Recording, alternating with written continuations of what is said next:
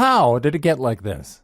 If you're going to fix this belly problem, then perhaps the best place to start is by asking how it got this way in the first place. What series of events led you to gaining the weight and letting yourself go?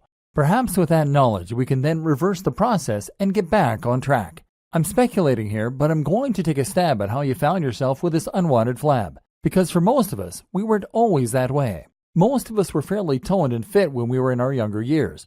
But then things changed. We got older, and then we started to get more tired. Hormones don't help.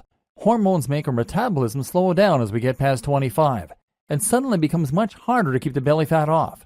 Not only that, but we start spending more and more time at work in the office and pouring more and more energy into that work. Then we get married, get a mortgage, have kids. Suddenly the amount of free time we have to ourselves dwindles down to almost nothing.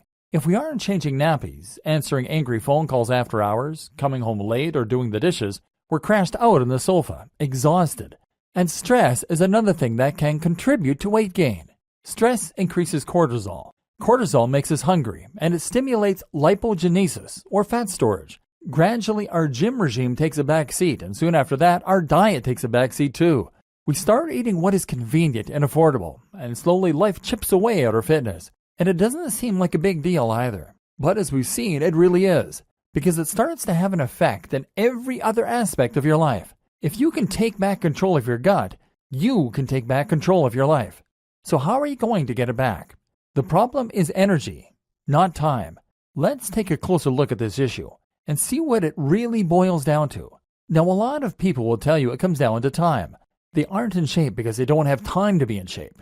Is this accurate though? I would argue not, because if you are like most people, then you have somehow still managed to watch an awful lot of TV series. Maybe you recently completed the latest season of Game of Thrones. And then there's a simple fact that you could wake up earlier. And there's a fact that, if we're going to be completely honest here, eating healthy doesn't take that long.